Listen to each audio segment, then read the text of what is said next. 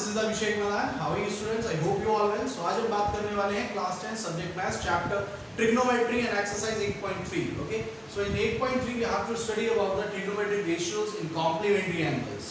सो इसमें हमें जो स्टडी करनी है बेटा, कॉम्प्लीमेंट्री एंगल के टर्म्स में करनी है, यानी कि कुछ ट्रिग्नोमेट्रिक रेशियोज ऐसे भी होते हैं जो कॉम्प्लीमेंट्री एंगल के टर्म्स में होते हैं. तो इनके लिए कुछ स्पेसिफिक फार्मूलाज हैं. For example, we are having the formula sin theta is equal cos 90 minus theta. Okay, the next one is cos theta is equal sin 90 minus theta. Next, tan theta is equal cot 90 minus theta. Same as cot theta is equal tan 90 minus theta, and the sec theta is equal cosec 90 minus theta, and the next last one is cosec theta is equal sec 90 minus theta. So these are the formula of trigonometric ratios in terms of the complementary angles. यानी कि कहने का मतलब ये है कि sin की ऐसी वैल्यू, फॉर एग्जांपल मैं sin 30 की ऐसी वैल्यू लेता हूँ जो cos के टर्म्स में किस एंगल के बराबर होगी. तो sin और cos जो है ना, ये दोनों cos, sin और cos ऐसे ट्रिग्नोमेट्रिक रेशियोज हैं जो कॉम्प्लीमेंट्री एंगल शो करते हैं. फॉर एग्जांपल, यानी कि जो sin 30 की वैल्यू है वो आपके cos 60 की वैल्यू होगी. क्यों?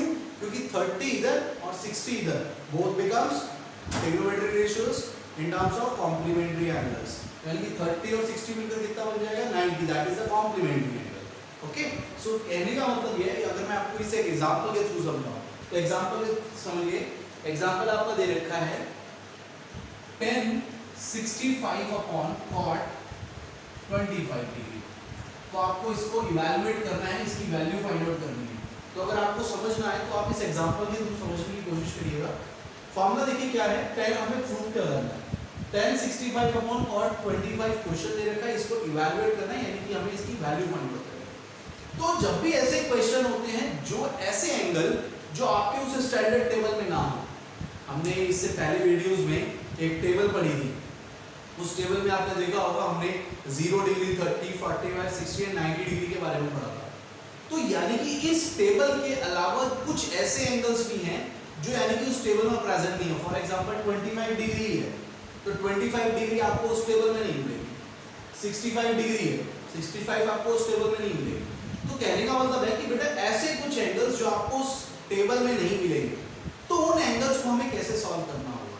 तो उसके लिए हमें इन फॉर्मूलाज की नीड पड़ती है, जिसको हम बोलते हैं trigonometric ratios in terms of complementary angles. Okay, तो करना क्या होता है.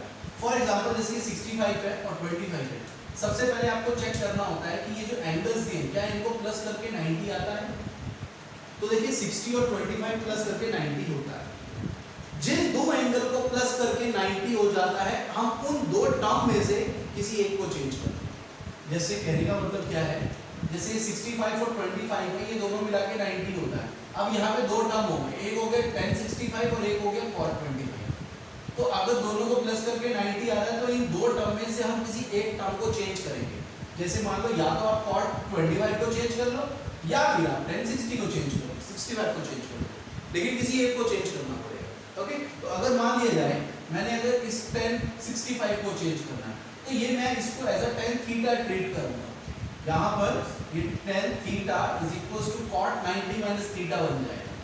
यानी कि जो थीटा है ना, ये यहाँ पर एज अ 65 चेंज होगा because we are dealing with this tan 65. Okay, so ये बन जाएगा आपका tan 65 degree is equals to cot 90 minus 65. क्यों 65? क्योंकि थीटा कितना था 65 डिग्री. ओके, सो यहाँ पे क्या आ जाएगा, cot 65 is equals to cot 25 degree. तो tan 65 किसके बराबर हो गया, cot 65 के. अब हमारा क्वेश्चन क्या है, ये क्वेश्चन है हमारा tan 65 अपॉन cot 25. तो ये जो tan 65 था हमने इसको cot 25 के टर्म्स में चेंज कर लिया है. तो हम क्या करेंगे, tan 60 की वैल्यू 5 की वैल्यू ये cot 25 वैल्यू रिप्लेस करके, तो हमारे पास क्या आएगा, cot 25 upon cot 25. They will be cancelled out because they are same, so we'll get the value 1. Okay, so same as we are having the another example अगर मैं इसी को थोड़ा सा और चेंजेस करूं, इसी में अगर मैं चेंजेस करूं तो हमारे पास लाइक एक ऐसा क्वेश्चन आएगा, मैंने कहा कि अगर हमारे पास आता है साइन 25 माइनस कॉस 65, अगर मान लो ये क्वेश्चन आता तो कहा जाए कि इसकी वैल्यू फाइंड आउट करो, तो कैसे करेंगे? 25 है और 65 है, दोनों को प्लस करके 90 आ जाता है।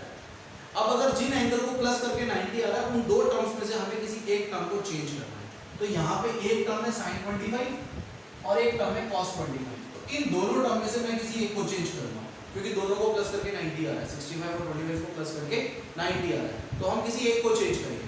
फॉर एग्जाम्पल मैंने कहा इसको चेंज कर लेते हैं sin 25 को, तो हमारे पास sin थीटा का फॉर्मूला है cos 90 माइनस थीटा, तो यहाँ पर जो थीटा है ये थीटा ये 25 की तरह ट्रीट होगा, तो यानी कि ये बन जाएगा sin theta is equals to cos 90 minus theta.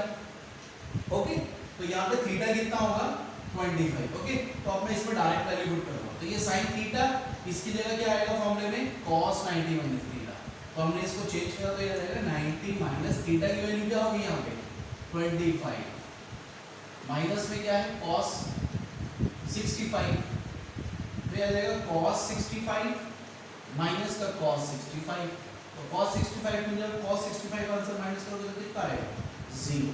Okay, तो बार बार समझिए हमने क्या करा 25 और 65 को ऐड करके 90 होना चाहिए था, सबसे पहले चेक करना था, तो 90 हो रहा है, तो अब इन दो टर्म्स में से हमें किसी एक को चेंज करना है, तो मैंने कहा सर इसको करते हैं चेंज, और इसको चेंज करने के लिए ये मेरा मतलब sin थीटा, थीटा क्या है 25 है थीटा, तो हमने sin थीटा का फॉर्मूला लगाया cos 90 माइनस थीटा, इसकी जगह हमने लिखा था, हमने लिखा cos 90 माइनस थीटा, तो थीटा की वैल्यू हमने क्या रखी 25, because it dealing with the sin 30 sorry sin theta, तो थीटा की वैल्यू यहाँ पे 25 होगी, तो हमने यहाँ फॉर्मूला लगाया sin 90 माइनस 25 माइनस cos 65, इसको हमने सेम रखा क्योंकि हमने इसको चेंज करा है इन terms of cos।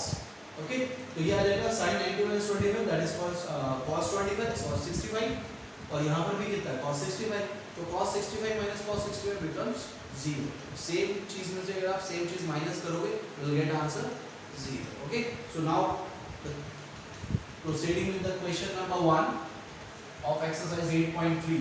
okay, so the question is sin 18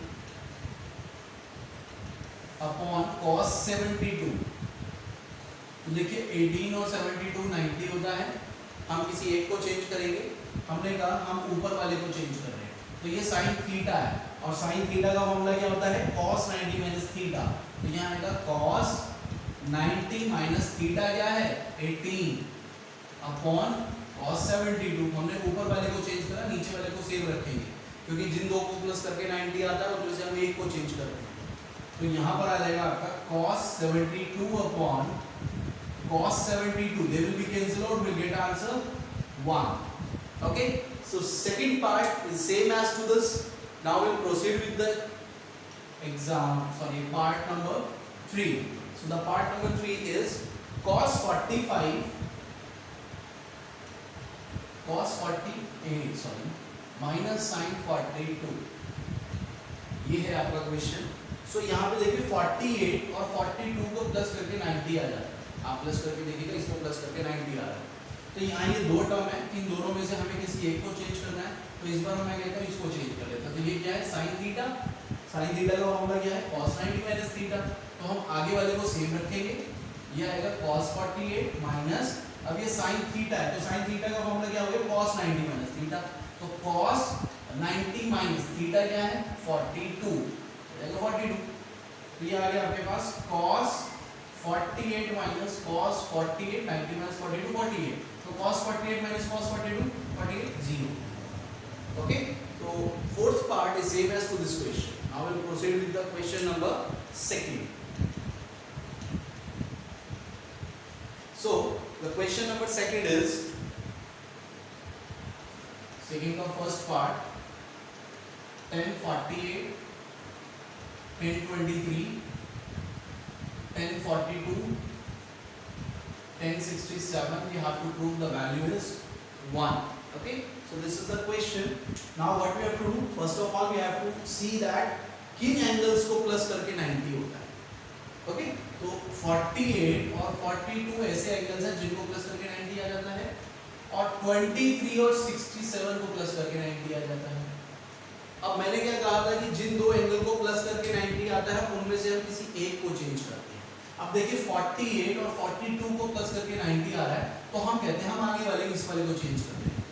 okay, ऐसे ही 23 और 67 को प्लस करके 90 आता है, तो मैंने कहा मैं इसको कर देता हूँ। आपने पेयर्स में से एक को चेंज करना है, तो इन दो के पेयर में से मैंने इसको चेंज कर दिया, इन दो के पेयर में से मैंने इसको चेंज कर देते हैं।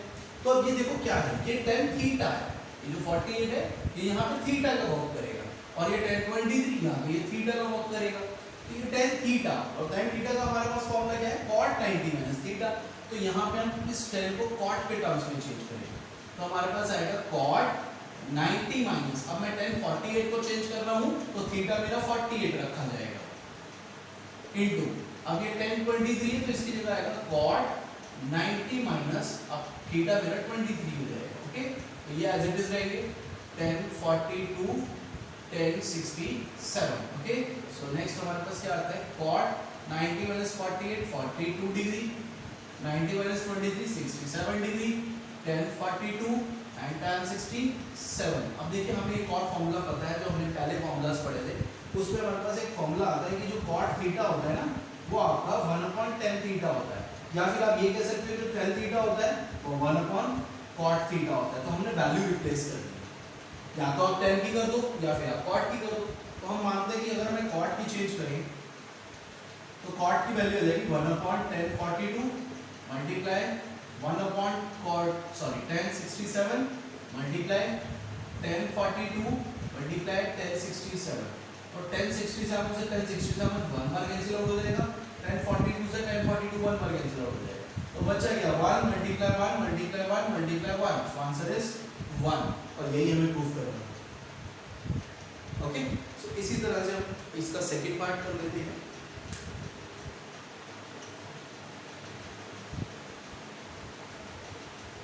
सेकंड पार्ट है इसका cos 38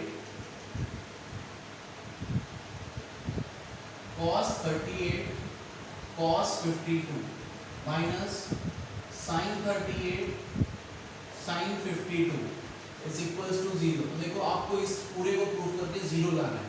अब देखिए क्या होता है, ये 38 और 52 90 होता है, ये 38 और 52 90 होता है, तो हम किसी एक को चेंज कर देते हैं। अब इसमें एक और चीज आपको गौर करने वाली बात है, यहाँ पर ना जो एंगल्स हैं ये सेम पैटर्न में चलते हैं। Same pattern in the sense कि यहाँ पे भी 38 52 है और यहाँ पर भी 38 52 है। अब अगर मान लो आपने कहा कि मैं यहाँ पे 38 वाले को चेंज करता हूँ क्योंकि इन दोनों को प्लस करके 90 आता है, और जिन दो को प्लस करके 90 आता है उसमें से सिर्फ एक ही चेंज करा जाता है। तो अगर हमने कहा कि अगर मैं इसमें से cos 38 को चेंज कर रहा हूँ तो अकॉर्डिंग टू द पैटर्न, अगर आपको कुछ आंसर की तरफ जाना है, क्योंकि अगर आप कुछ और फॉलो कर दोगे तो फिर आपको एक जो जस्टिफाइड आंसर होता है वो नहीं मिल पाएगा। हालांकि गलत भी नहीं कहेंगे कि वो आंसर गलत होगा, लेकिन जो एक जस्टिफाइड आंसर होता है वो नहीं मिल पाएगा। तो अब हमारा पैटर्न क्या कहता है, वो ये कहता है कि अगर आप यहाँ पर cos 38 चेंज कर रहे हो तो वहां पर आप 38 वाले एंगल को ही चेंज करोगे, और अगर आप 52 को चेंज करोगे तो वहां पर भी आपको 52 वाले को ही चेंज करना पड़ेगा। ये बात आपको याद रखनी पड़ेगी कि अगर सेम पैटर्न में एंगल्स आ रहे हैं तो आपको सेम एंगल वाले ही चेंज करने पड़ेंगे। ओके, तो अगर मैं यहाँ 38 चेंज कर रहा हूँ तो वहां पर भी मैं sin 38 ही चेंज करूँगा। अगर मान लो मैंने कहा कि मैं यहाँ पे cos 52 चेंज कर रहा हूँ तो वहां पर भी मुझे sin 52 को ही चेंज करना पड़ेगा। सेम एंगल चेंज करोगे तभी आप किसी एक जस्टिफाइड आंसर की तरफ पहुंचोगे। ओके, तो अगर मैंने को चेंज करना है cos थीटा को, तो cos थीटा का फॉर्मूला होता है cos theta is equal to sin 90 minus theta. तो हमने इस cos को चेंज कर दिया sin में, sin 90 माइनस थीटा मेरा वर्क क्या करेगा 38 इनटू cos 52 माइनस, अब sin 38 को चेंज करना है तो sin थीटा का फॉर्मूला है cos 90 माइनस थीटा, तो इसकी जगह आ जाएगा cos 90 माइनस 38। ओके, और इस इनटू में रहेगा क्या sin 52, तो क्या आ जाएगा बेटा आपका sin 52 into cos 52 minus cos 52 into sine 52। तो देखो बेटा sin 52 cos 52 प्लस का है, और यहाँ पे cos 52 sin 52 माइनस का है, तो प्लस में जब आप माइनस माइनस करोगे तो ये कितना आ जाएगा 0, सेम में से सेम चीज माइनस हो रही है, ये will cancel out because it is of positive and this is of negative, तो positive negative will cancel out, तो आंसर आ जाएगा कितना 0, और यही हमें प्रूफ है। ओके